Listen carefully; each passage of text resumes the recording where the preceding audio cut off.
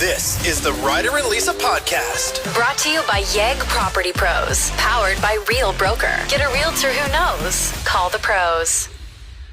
Just devastating to see what's happening in Jasper right now. Feel so much for the people of that community, the wildlife in the area. I know. I think about the wildlife. I think of people whose homes are in jeopardy or maybe gone at this point. The iconic buildings that all of us have taken in for how many years? People that have gotten married there, maybe had their honeymoon, family ski trips. We don't know at this point how much of the town has been hit with fire, but we know that a significant amount of structures are burning. Toast, yeah. Done. It holds such a special place in our hearts. A lot of people go there to go hiking. A lot of people go there camping for the first time with their family, with their young kids. Like, I remember going there and being so excited to walk into the little corner candy shop, and my dad would always make us get him some maple fudge.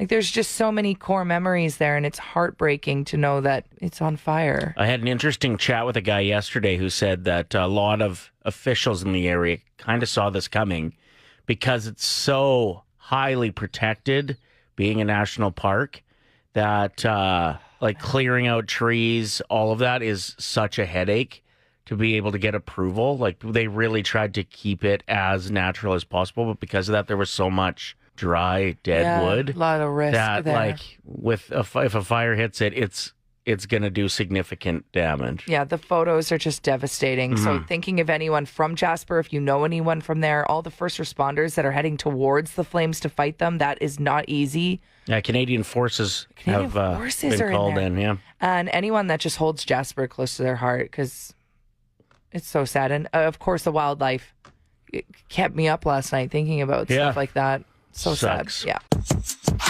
Listen, if you want to feel bad about yourself, I've got a suggestion. Yeah, Ryder's going through it today. Well, yeah, sometimes you need a bit of a wake-up call. 100%. You need to look at yourself sideways in a mirror and be like, oh, this is probably not a healthy weight, This isn't an ideal look. When my doctor said obese, like, you should start paying attention to that stuff. Yes. But you still need a wake-up call once in a while. Yeah, when they take your blood pressure and then they want to take it 2 more times, it's one of those things that you go, oh, really? Well, that might just be because you get worked up. Yeah, that's true too. Getting your blood pressure. But yeah, so every once in a while you get those wake-up calls. Mine was yesterday, and every time I seem to go to a Winners and then get changed in the change room, I have a conversation with myself about, like, dang, son, you gotta get on top of this weight thing. Well, it's the fluorescent lighting, and it's directly shining down on you. They need an expert to go in there and figure out the lighting system, because Zara has figured it out. In fact, I think that they trick you into thinking you look good in everything that you put on. At Zara. And then when you go home and put it on, it looks awful. There's that wake-up call when you go to a change room. If you want to know where you're at with confidence, go try clothes on in a store. It is very humbling. Picture it. You get 1 year off of work and the world's best coach in a specific Olympic event. Which one do you think would be the easiest to qualify for the Summer Games? Chris just wrote in saying, I have the build for shot put. So I think with enough training, I could crush that. I think I'm the same. You've got a build for shot put, you think? I feel like I could be Miss Trunchbull. If you, like, worked out really hard. Real hard, because I naturally have massive traps. I didn't think that's what you were going to say. Okay. So that's my answer too, Chris. I agree. Brent says speed walking, which I didn't know that was one of the events. That's a really good answer, yeah.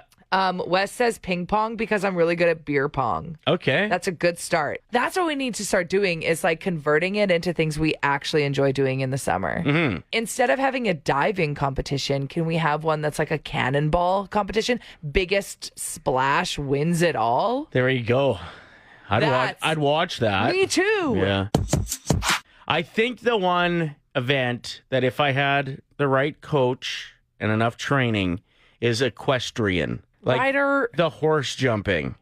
No, because here, if you had like a horse that was really, really good, Okay. All you got to do is learn how to stay on the thing. The bigger the butt, the faster the horse. You lose money every time you gamble at the races. So let's not pretend like you have a system Okay. that works. But you know what I mean? Like if you had a really good horse and a good coach, I think equestrian's the answer. What about shooting? Like a gun. That would be fun. Accuracy stuff, like the archery, right? You just got to be a good shot. I feel like I'd be good at that. Any reason why? Because sometimes when I'm playing darts at the bar, just crush it. Yeah. Maybe that was just one time and one specific One throw was really good once. where you didn't miss the board. Correct. Killing it. There is a company that is, I guess, reimagining what a massage could look like. Tell us more. Which kind of sounds perverted, but it's not. No, they have like a robotic massage machine that is apparently like getting really good reviews so far. AI is just taking all of our jobs. It is scary to think about what is going to be left for humans to do to make money. Did you know that most restaurants that you call, it's a robot answering, not even a real human? Yeah, right. Yeah. They've developed like a way for it to sound like a human answering, taking your reservations and stuff. There's no one on the phone. Not most restaurants. Okay. Though that's a lie. Whatever. I read it somewhere. You read it somewhere that there's So a it's true. restaurant doing it. You No. can't just be dropping in the word most. Whatever. So tell me about this robot massage therapist. Like it looks like it has just two arms that are attached to like a table that you would lay down on. And it just beats the crap out of your back. Just Yeah. punches down. The thing, it just gives in like what would feel like a normal massage, but it's machine done. You got to wonder though, like the thing that I respect so much about massage therapy is how they're able to like find the knots and work the specific spots, like compared to a massage chair Yeah, but maybe that just does the same thing to everybody. What if the robot does detect spots in it? Like, Yes. but like, where's the oil? You know, Where's what? the oil. Oh, like to get greased up. Because Yeah. sometimes you need a little bit extra. I If you can't gotta- reach my back. Me neither. We probably have the driest backs. Maybe there's a machine for that too. Yeah, exactly. Go in and just get oiled up. I think it would be something worth trying. At least you don't have to like have small talk. This is what you do to avoid small talk when you go for a massage. You say, oh, when you like strip down and then you get under the blanket, then they knock and come in. Mm-hmm. When they knock and come in, you say, oh, I'm already almost asleep. That game changer. Okay. You're done.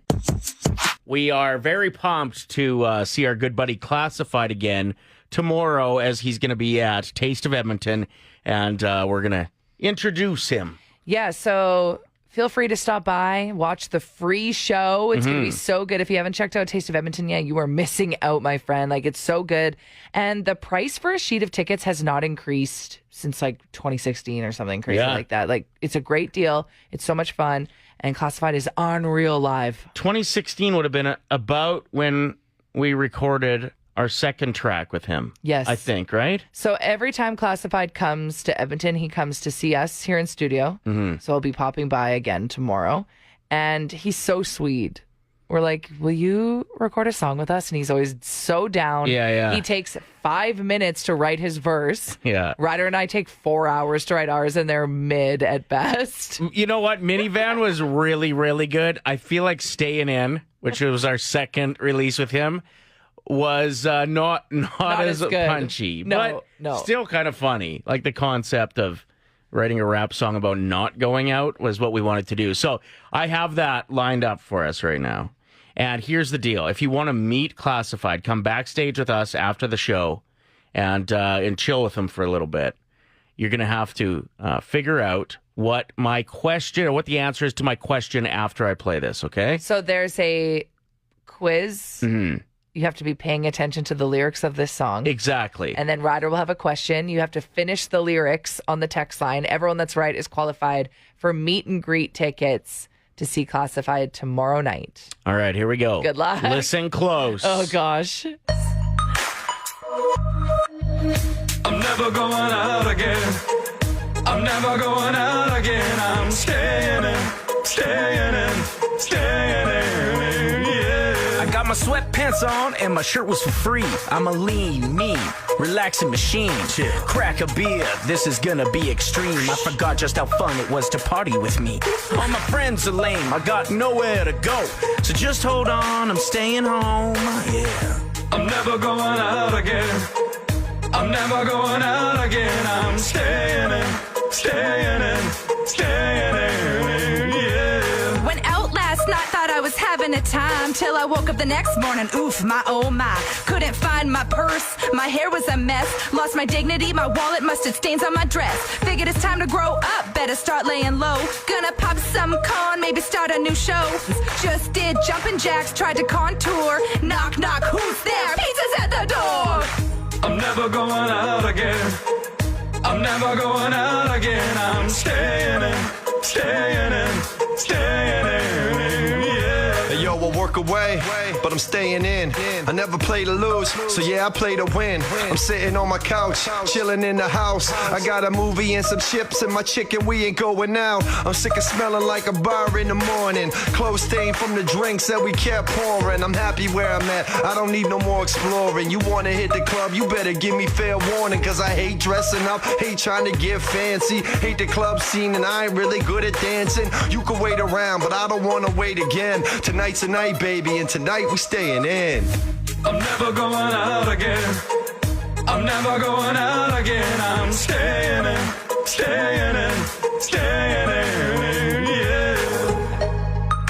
All right. So I'm going to ask a question about the lyrics. If you know the answer, text it in 780-784-7107. And if you're right, you're going to be qualified to come backstage and meet Classified and hang out with us. Mm-hmm. James wrote in saying the answer is meatballs from IKEA. What? And I haven't even asked the question yet, so I'm a little bit confused. Maybe texting the wrong show. Yeah. I love when that that's happens. possible. It's like one of my favorite things, though. I looked at it, I was like, oh, wait a minute. All right, so here is the question. Knock, knock, who's there? Blank. What was the next line? Mm-hmm.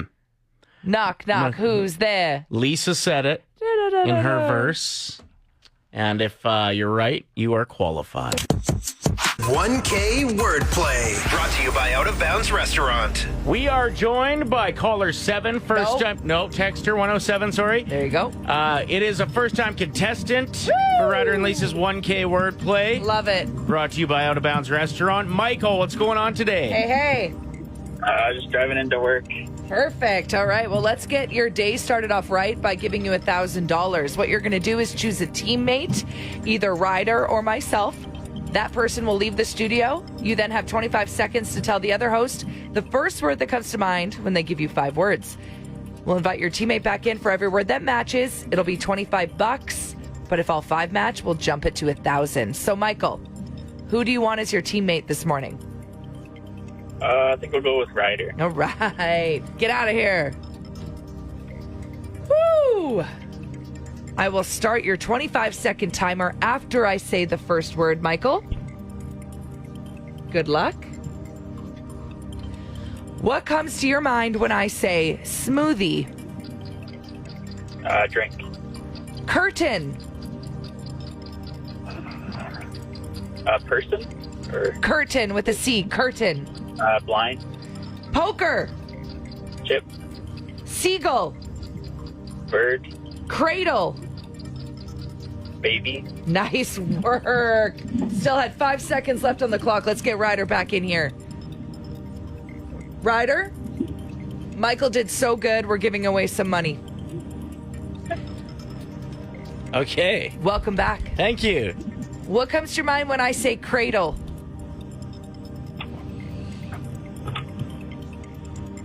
Baby? $25. Seagull.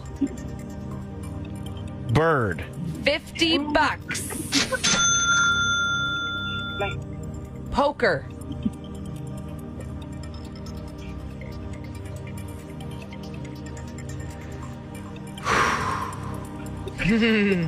I'm going to say cards. Chip is what Michael said. He said chip. That sucks. It's okay. We got 2 more words to go. I thought maybe face, too, with Gaga being in the news. That's very true. What comes to mind when I say curtain? Window? Blind. Also, like, great words. Both of you, great words. Last but not least, let's get Michael to $75. Yeah. Smoothie. Drink. Yes. All right. All right, Michael. How did it feel to be in the hot seat? Was there a lot of pressure there? Yeah, I was pretty nervous, and you sound completely different over the phone. It sounds different over the phone? Oh, 100%. Yeah. Well, you did really good. You're not on the wall of shame. You picked up $75. Thanks for playing. Thank you. Thank you. I like that. No matter how the game goes, if we get the last one, it's a huge celebration around We here. love it. Hey? Yeah. Next chance to play tomorrow morning at 7:50.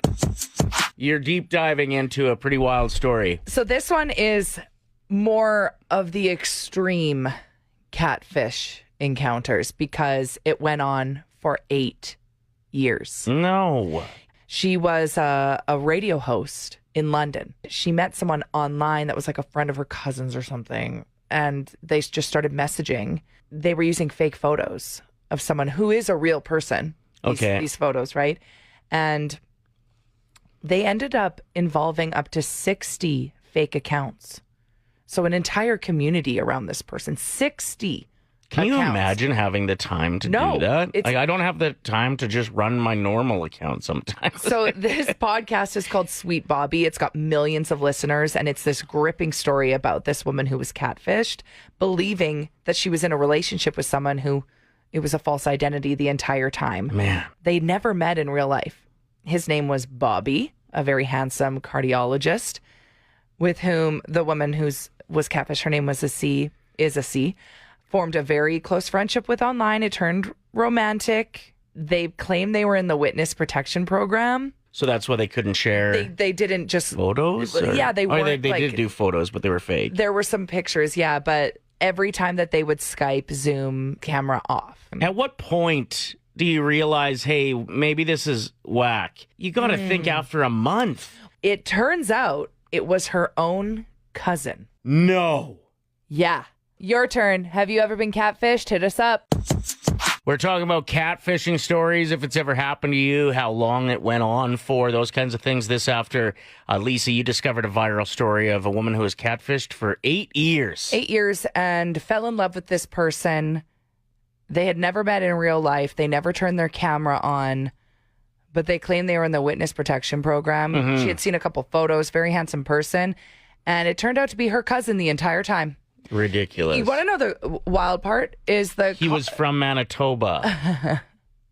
That's where cousins love each other. If I'm not mistaken, I think it was like a girl.